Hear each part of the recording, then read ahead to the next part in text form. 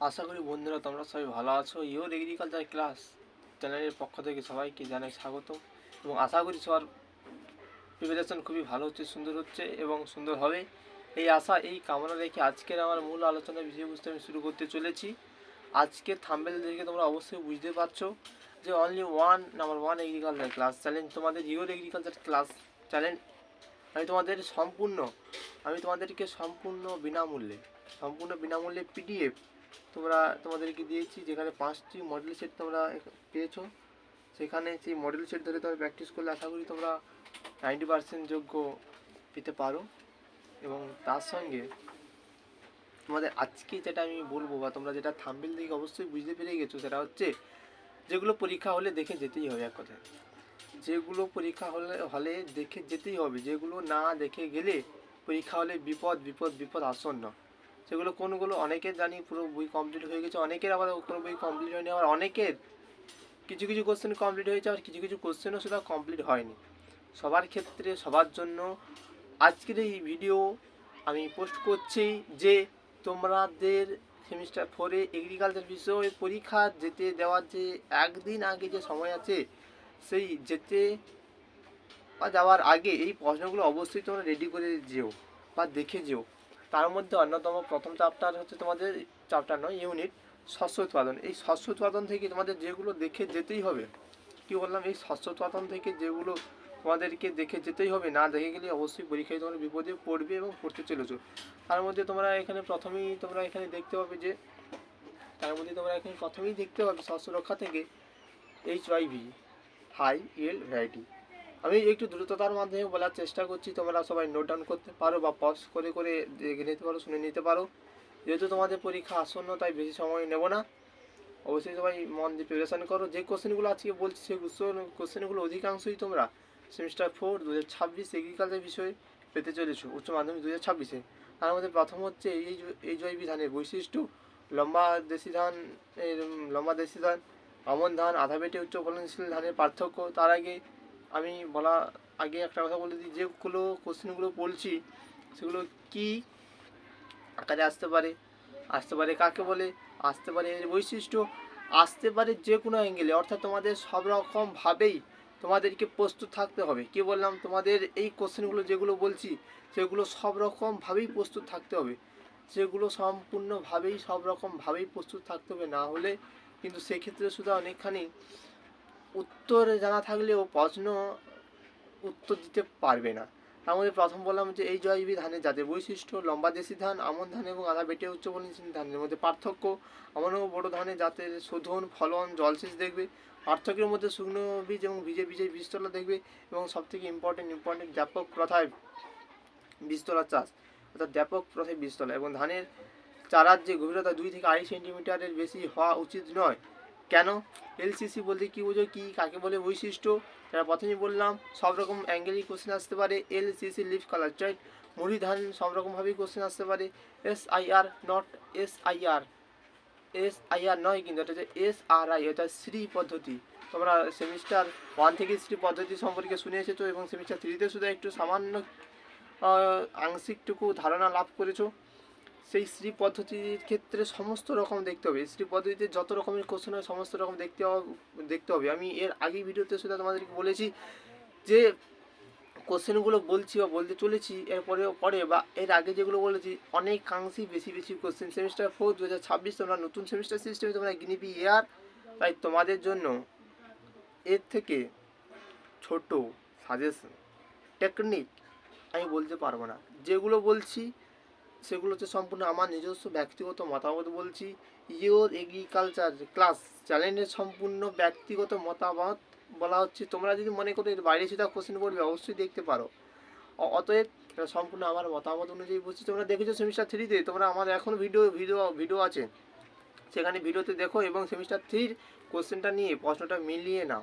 কোন জায়গাগুলোকে বেশি জোর দিতে বলেছিলাম, কোন জায়গাগুলোকে দেখতেই হবে সেইগুলো বলে দিয়েছিলাম। এবং তার সঙ্গে তোমরা এখানে যেটা দেখতে পাবে যে যেটা বললাম ওইটা দেখবে তোমরা অবশ্যই। এবার ধান এবং পেজ নম্বর 25 ধান সম্পর্কে যা আছে বিজ্ঞানসম্মত কারণ দর্শাও বা সাইন্টিফিক এফেক্ট বলো কিংবা তার বৈশিষ্ট্য বলো, যা আছে ওই পেজ পেজ নম্বর 25 পেজে যা আছে ধান সম্পর্কে এগুলো তোমাদেরকে দেখতে হবে।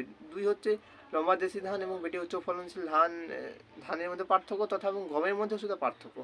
IIWBR এবং গম চাষের গভীরতা 5 সেন্টিমিটারের বেশি বোনা উচিত নয়, তার কারণ অবশ্যই। পেজ নম্বর 33 খুবই ভালো করে দেখবে। 33 থেকে 35-এর মধ্যে গম থেকে অল যে জিনিসটা আছে সেইটা অল মানে ওইখানে যা যা আছে সবগুলোই দেখতে হবে। এবং জিরো টিলেজে গমের ক্ষেত্রে সুবিধা অসুবিধা দেখবে। আখের মাধ্যমিক পরিচর্যা কাকে বলে, মাধ্যমিক পরিচর্যাগুলি লেখো। মুড়ি আখ কাকে বলে, এবং ওইখান থেকে পেজ নম্বর 45 থেকে একইভাবে দেখবে। আর দেখবে বেগুনের বীজ বোনার সময় বীজের হার, চারা লাগানো, সার প্রয়োগ। পুয়ার ম্যানস অফ অরেঞ্জ, কী বললাম, পুয়ার ম্যানস অরেঞ্জ কাকে বলে, কেন বলা হয়, তার কারণ লেখো, ফলন। এবং পেজ নম্বর 52 আম থেকে দেখবে আমের বংশবিস্তারের অঙ্গের নাম দেখবে। কোনটা সব থেকে উন্নততম বংশবিস্তার অঙ্গ এবং কেন উন্নততম বংশবিস্তার অঙ্গকারী সেটা দেখতে হবে। বাগানের পরিচর্যা দেখতে হবে। অফ ইয়ার অন ইয়ার দেখতে হবে। অফ ইয়ার অন ইয়ার এটা আমি আমার মডেল সেটে দিতে ভুলে গেছিলাম, তাই সতর্ক বার্তা হিসেবে, বিদ্রোহ হিসেবে বলছি যে অফ ইয়ার অন ইয়ার খুবই ইম্পর্টেন্ট। আমের ক্ষেত্রে অফ ইয়ার অন ইয়ার খুবই ইম্পর্টেন্ট। অবশ্যই সেটা তোমাদের দেখে যেতেই হবে।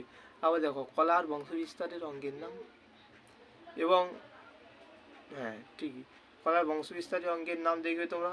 মাধ্যমিক পরিচর্যা দেখবে। এবং সবশেষে ফুলকপি, বাঁধাকপি, লাউ, উচ্ছে, এই 4টে জিনিস। কী বললাম? ফুলকপি, বাঁধাকপি, লাউ এবং উচ্ছে। ফুলকপি, বাঁধাকপি, লাউ, উচ্ছে 4টে জিনিস তোমাদেরকে অবশ্যই দেখতে হবে। এই 4টে জিনিস তোমাদেরকে দেখে যেতেই হবে, যে কোনো মূল্যে হোক আর যে কোনো এতে হোক। এরপরে দেখো শস্য রক্ষা চ্যাপ্টারটা। শস্য রক্ষা চ্যাপ্টারটা সত্যি মানে আমারও খুবই বিরক্তিকর বলবো না, মানে খুবই মনে হয় তোমাদের পক্ষ থেকে বা তোমাদের অবস্থায় থেকে যদি আমি দেখি তাহলে খুবই শস্য রক্ষাটা একটু ডিফিকাল্ট বলবো না, শস্য রক্ষাটা চ্যাপ্টারটা একটু ক্রিটিক্যাল টাইপের আছে, যেগুলো হচ্ছে ইন ডিটেলসে পড়া উচিত, ইন ডিটেলসে গভীরে ঢুকে পড়া উচিত। এখান থেকে আমি তোমাদেরকে আগেই বলেছি, টেকনিক নয় পোকা নয় রোগ আমার ভিডিওতে আছে, এই চ্যানেলের ভিডিওতে আছে, তোমরা একটু স্ক্রল করলেই দেখতে পাবে যে শস্য রক্ষা করবো না পোকা করবো, আর করলে সেটা কোনটা করবো আমি এখানে ওটা বলছি না। এবার প্রথমে বলবো শস্য ক্ষেত্রে পোকার প্রাদুর্ভাবের কারণ কি, পোকা দমনের ব্যবস্থা, কীটনাশকের কার্যকর পদ্ধতিগুলি দেখবো, IPM, IDM, IWM এবং আগাছা সম্পর্কে বলতে কী বোঝো, আগাছা সম্পর্কে সব দেখবে। এবং লেবেলের রং এবং সতর্কবার্তা এই চ্যাপ্টার থেকে খুবই মোস্ট ইম্পর্টেন্ট। এই চ্যাপ্টার থেকে খুবই মোস্ট ইম্পর্টেন্ট হচ্ছে লেবেলের রং ও সতর্কবার্তা এক। দ্বিতীয়ত আগাছা সম্পর্কে।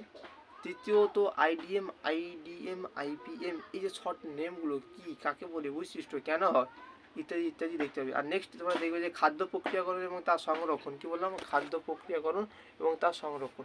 এই খাদ্য প্রক্রিয়াকরণ এবং সংরক্ষণের মধ্যে তোমাদের যেটা দেখতে হবে, খাদ্য প্রক্রিয়াকরণ কাকে বলে, খাদ্য সংরক্ষণ কাকে বলে, সংরক্ষণের নীতি কী, ফল সবজির ক্ষেত্রে সংরক্ষণের নীতি, সংরক্ষণের মাধ্যম, পাল্পিং, পেকটিং টেস্ট, ব্রাউনিং, ডিস্টেস্ট, থিকেনিং এজেন্ট, প্রধান 4টি পদ্ধতি, KMS এর ফুল ফর্ম এবং তার লবণ যন্ত্রের নাম, পেয়ারা এবং কমলা লেবুর ক্ষেত্রে প্রস্তুতি, কাঁচা আম, কমলা লেবু প্রস্তুতি, কাঁচা আম এবং মিশ্র ফলের জ্যাম প্রস্তুতি দেখবে, এবং টমেটো কেচাপ প্রস্তুতি, আলু চিপস প্রস্তুতি, এগুলি চ্যাপ্টার থেকে দেখতেই হবে, কিছু করার নেই। সেমিস্টার 4 কোনো কিছুই তোমরা তো জানো সাজেশন কীভাবে তৈরি হয়েছে, গত বছর যেগুলো পড়ে গেছে এই বছর সেইগুলো বাদ দিয়ে আমরা পড়বো, কিন্তু এই ক্ষেত্রে তোমাদের কিন্তু সম্পূর্ণ ব্যতিক্রম, সম্পূর্ণ বিষয় দেখতে হবে, সম্পূর্ণ সিলেবাসকে তোমাদেরকে একবারে গুলিয়ে করে খেতে হবে, ঠিক আছে। এরপরে শেষ চ্যাপ্টারের কথা বলবো আমি এখানে, আরেকটা ওখানে জিনিস বলতে ভুলে গিয়েছিলাম, আমাদের শস্য রক্ষার ক্ষেত্রে, আমাদের কী বললাম, শস্য রক্ষার ক্ষেত্রে এই জিনিসটা বলতে ভুলে গেলাম। শস্য রক্ষার ক্ষেত্রে 183 নম্বর পেজে একটি পার্থক্য আছে, এই পার্থক্যটা তোমরা অবশ্যই দেখবে, সেই পার্থক্যটি অবশ্যই দেখতেই হবে। সেই পার্থক্যটি অবশ্যই দেখতেই হবে। ওকে, এরপরে চলে আসবে ইউনিট 4, সেখানে পেজ নম্বর 228 সারণী 41, ওইটা করে নিলে আশা করি এইখান থেকে তুমি অনেকটাই কোশ্চেন পারবে। শুষ্ক ভূমি কৃষি কাকে বলে, বৃষ্টি সুবিধা কৃষি কাকে বলে, ইত্যাদি ওইগুলো তোমাদেরকে দেখতেই হবে, ওখান থেকে যে কোনো মূল্যে দেখতেই হবে। খরা কাকে বলে, খরা সম্পর্কে ওই যে ম্যাথ ক্যালকুলেশনটা এর আগে আমি দিয়েছি, সেখান থেকে বলেছি এইখান থেকে থাকবেই। ম্যাথ ক্যালকুলেশন, খরা সহনশীলতা সূচক কাকে বলে, এবং থাকলেও তোমাদের থাকতে পারে যে ক্যালকুলেশন টাইপের একটি থাকতে পারে, ওখানে অবশ্যই দেখবে শস্য বিমা এবং কিষাণ ক্রেডিট কার্ড, অল কোশ্চেন, এখান থেকে অল কোশ্চেনই দেখতে হবে।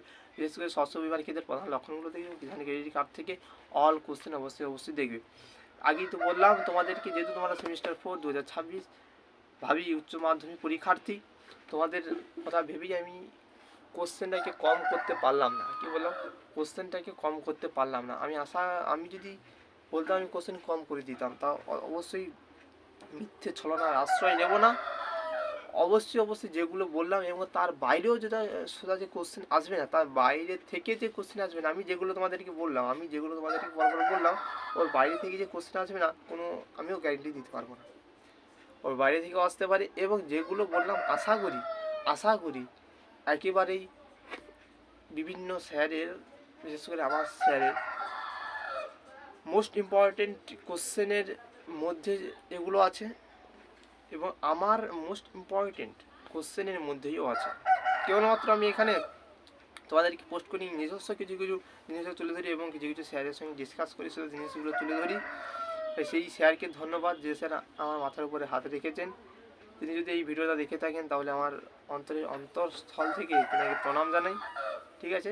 এবং তোমাদেরকেও আগামী পরীক্ষার্থী হিসেবে তোমাদের পরীক্ষা ভালো হোক, সুস্থ হোক এবং সাবধানে থাকো, এই আশা, এই কামনা রেখে আজকের ভিডিও এইখানেই শেষ করছি। আর শেষ কথা একটা বলছি, যদি ভিডিওটি করতে অনেক অসুবিধা, তোমাদের শুনতে যদি অসুবিধা হয়, আমি এক্ষেত্রে ক্ষমা প্রার্থী। ভবিষ্যতে আমি ভিডিও যে ক্লিয়ারিং আওয়াজটা আমি দেওয়ার চেষ্টা করব। এখন বর্তমানে সেমিস্টার সিস্টেম অবস্থায় এত ব্যস্ততার মধ্যে এই ভিডিওটা করছি না, ওই ব্যস্ততার মধ্যে ভিডিওটা করছি, ঠিক আছে? এই ব্যস্ততার মধ্যে যদি কোনো ভুলভাল কথা যদি আমার মুখ থেকে বেরিয়ে থাকে, এবং যদি ভুলভাল কোশ্চেন আমি যদি না বলে থাকি, তোমাদের অভিজ্ঞ বা তোমাদের চোখে এটি খুবই ইম্পর্টেন্ট। তোমরা অবশ্যই সেটা রেডি করে যেও পরীক্ষার হলে, কারণ সেমিস্টার 4 কেউ বুঝবে না যে তোমাদের সেমিস্টার 4-এ তোমরা পরীক্ষা দিতে চলেছো, কেউ বুঝবে না। সবাই একটা কথাই জিজ্ঞাসা করবে, কত নাম্বার পেয়েছো?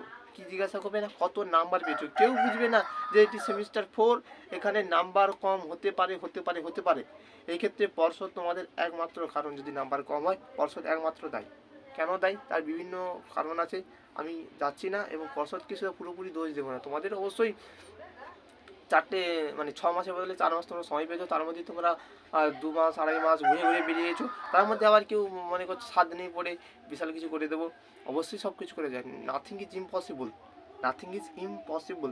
কোনো কিছু অসম্ভব নয়, সম্ভব করাই হলো আমাদের কাজ, এবং সম্ভব করেই ছাড়বো। যেগুলো বললাম সেগুলো রেডি করো, আজ থেকে রেডি করো, এখন থেকে রেডি করো, এই মুহূর্ত থেকে রেডি করো।